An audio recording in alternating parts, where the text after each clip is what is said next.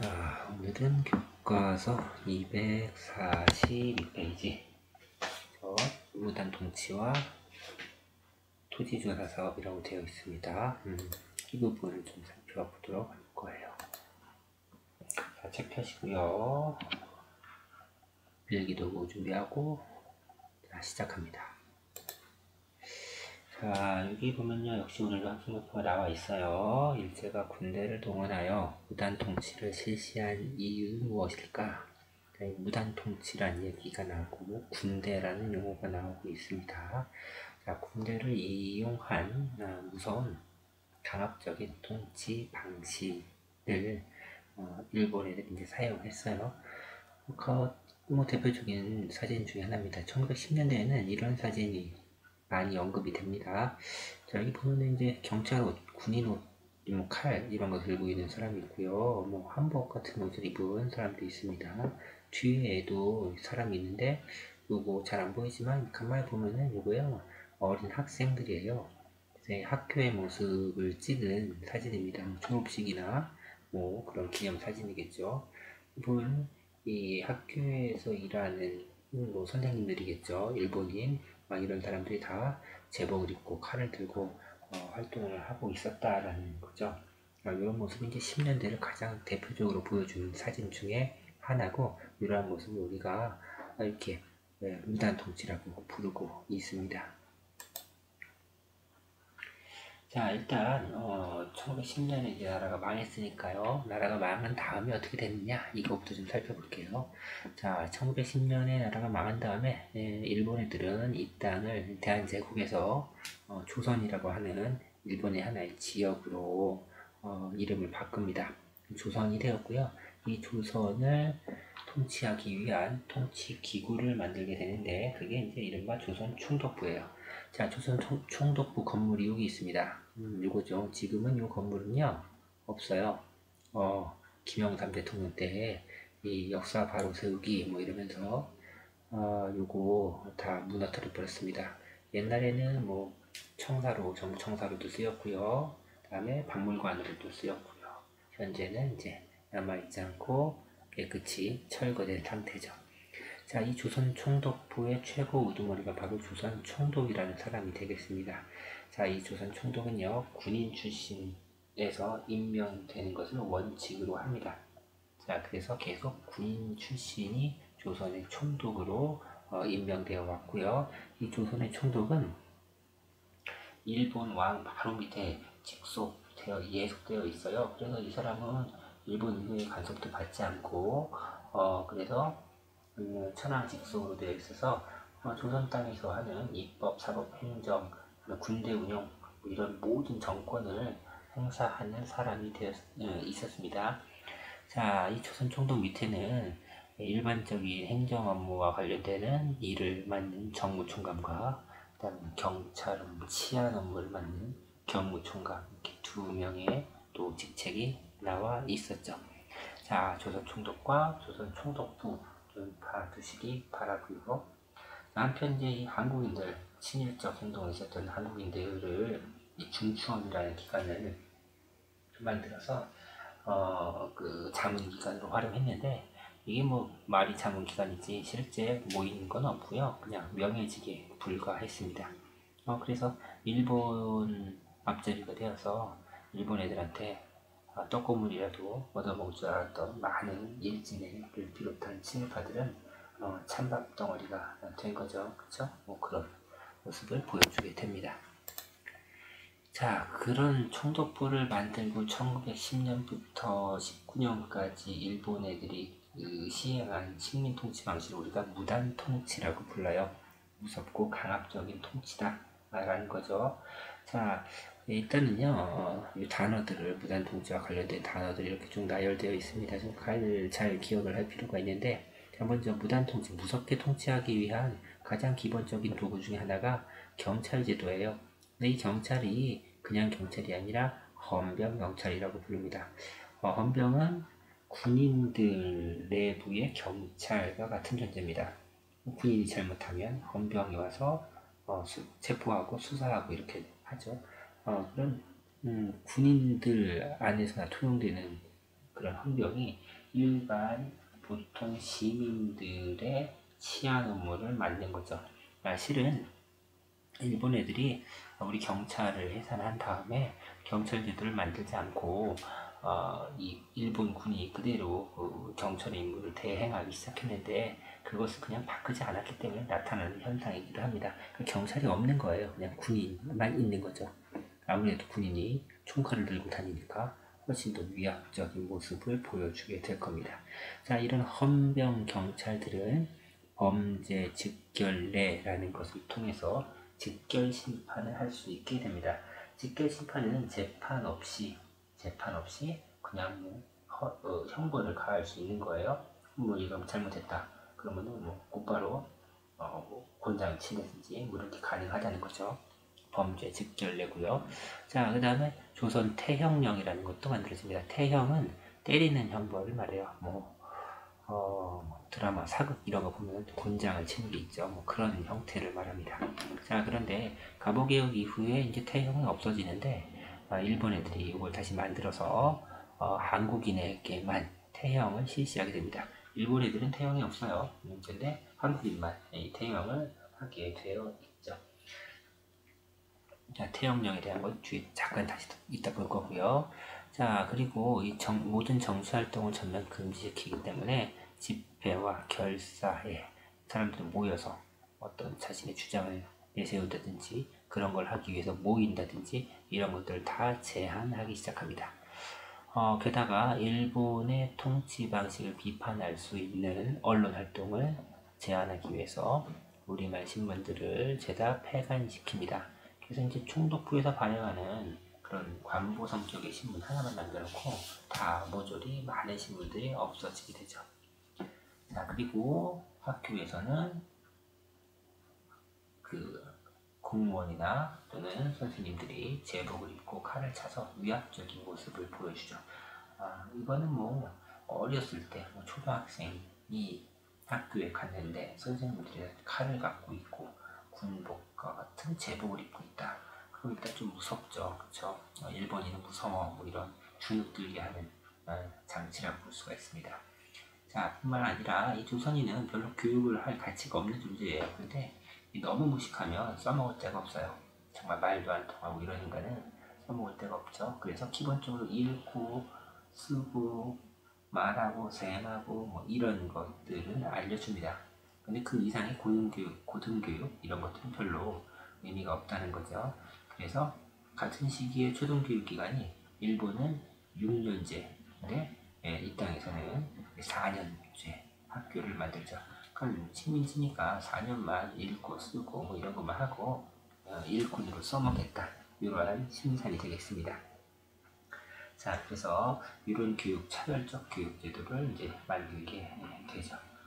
자, 무단 통치와 관련돼서 교과서에 나와 있는 자료를 하나 볼게요. 자, 242페이지에 조선 태형령 시행 규칙이라고 되어 있습니다. 자, 뭐 이렇게 되어 있는 거죠. 그래서 때린다는 거예요. 쉽게 말하면 이거 굳이 안 읽어도 되겠죠. 그렇죠? 틀에다가 묶어놓고 엉덩이를 노출시켜서 막대기로 때리죠. 또는 채찍, 가죽 채찍 뭐 이런 것들로. 그래서 맞다가 죽은 사람도 상당히 많이 있다고 알려져 있습니다. 자, 그 다음에 조선 교육령이라는 것 좀 살펴볼게요. 여기 보면요, 요 교육의 내용을 보면요, 보통의 지식을 부여하고 고등이 아니고요. 그 다음에 일본어 보급을 목적으로, 그러니까 일본어를 읽고 쓰고 말하고 이 정도를 한다는 거죠. 자, 그리고 이제 실업 교육을 좀 한다 이런 거에서 고등교육 기관이 중심이 아니라 아주 기본적인 교육만 시키려고 하는 게 얘네들의 교육의 모습이다라고 볼 수가 있습니다. 자, 이제 243페이지로 갑니다.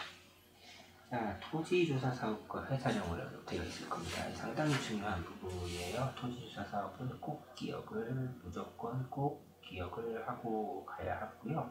1910년부터 1918년까지 진행된 사업이 되겠습니다. 자, 먼저 토지조사령. 243페이지 맨 밑에 활동하기 자료 읽어보자 볼게요. 여기서 여러분들이 봐야 되는 부분은 4조예요. 4조에 보면요.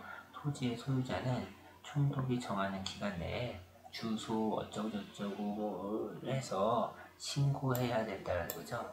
자, 그래서 정한 기간 내에 신고해야 된다는 거예요. 그렇죠? 기한 내에 신고.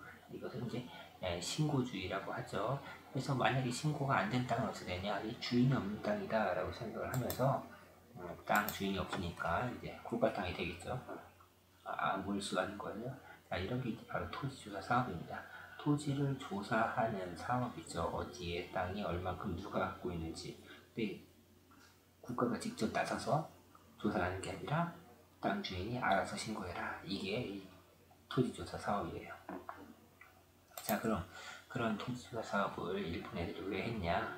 기본적으로 지세는 진짜 땅에서 나오는 세금입니다. 세금을 걷어서요, 재정을 확보하기 위해서요. 아무래도 새로운 식민지를 통치하려면 돈이 필요한데 이걸 본국에서 일본에서 가져올 수는 없으니까 내부에서 해결하기 위해서 세금을 많이 거둘 필요가 있었어요. 그런데 우리가 세금 많이 거두려고 땅 조사하는 거야 라고 하면 협조 잘 안 하죠. 그래서 그럴싸한 명목이 필요했습니다. 그래서 이들은 근대적인 토지 소유권, 이 땅이 네 땅이라는 것을 국가가 보증하는 거다. 이런 것을 우리가 근대적 토지 소유권, 황립이라고 부르죠. 이런 걸 명목으로 세웠어요. 자, 하지만 실질적으로는 일본 애들은 재정 수입 확보를 위한 목적이었다고 볼 수가 있죠. 자, 그래서 1910년에서 18년에 거쳐서 토지조사 사업이 쭉 진행이 됩니다. 쭉 진행이 됐더니 어떤 결과가 생겼느냐? 결과를 보면 첫 번째, 총독부 소유의 토지가 증가했어요. 토지조사 사업했는데 총독부 소유의 토지가 왜 증가합니까? 자, 아까 기한 내에 신고한다라고 했어요. 신고를 하지 않는 땅은 주인이 없는 땅이니까 국가가 몰수하죠. 그렇죠? 조선이라고 하는 일본의 식민지가 된 이 땅의 최고 권력 기관은 총독부죠. 그래서 그 미신고 토지나 아니면 신고를 할 수 없는 이 망한 대한제국의 땅 있죠. 국유지 이런 것들은 다 총독부 소유의 토지로 편입이 되기 때문에 조선 총독부가 막대한 양의 토지를 지니게 됩니다. 땅을 많이 가지게 되니까 이거 다 총독부가 관리하려면 힘들죠. 그래서 회사를 만들어서 그 회사에 넘겨주게 되는데 그 회사가 동양 적식 주식회사라는 거예요. 243페이지 아마 사진이 나와 있습니다. 그 회사에 땅을 헐값에 막 넘겨요. 그리고 이 회사는 일본인들한테 또 싼 값에 땅을 많이 팔죠. 그래서 일본인들은 일본에서 자기 고향에서 크게 부자는 아니었지만 싼 값에 조선에서 땅을 사서 지주로 군림하면서 돈을 벌 수 있는 기회를 획득하죠. 자, 다시 말하면 토지조사 사업의 결과 많은 일본인들이 이 땅에 건너와서 지주로서 활동하기 시작한다는 거예요. 일본인들이 지주가 되면 당연히 거기에서 일을 하는 소작이는 우리 민족이 되겠죠. 그런데 이 옛날부터 토지에 대해서 전통적으로 우리가 인정하고 있었던 권리 중에 하나가 이 경작권이라는 거예요. 이 경작권은 비록 그 농민이 땅의 주인은 아니지만 대대로 그 땅을 경작하고 있었던 거죠. 그래서 비록 땅 주인이라 할지라도 그 소작이를 함부로 내쫓지 못했어요. 왜? 경작권을 갖고 있었으니까. 그런 권리예요. 소유권은 아니지만 이 땅에서 일할 수 있는 사람은 갑동이 너다. 이런 것들이 계속 수백 년간 이어져 오고 있었다는 거죠. 자, 그런데 일본 애들은 이런 경작권을 싸그리 무시해버립니다. 야, 세상에 경작권이 어딨니? 땅에 대한 주인이 갖고 있는 소유권에 대한 권리만 있지. 그래서 소작이들이 갖고 있었던 그 땅에서 소작을 할 수 있는 권리를 무시해요. 그러다 보니까 그 땅에서 소작을 할 수 있는 사람은 누구나죠. 옛날에는 갑돌이만 할 수 있었는데 이제는 누구나.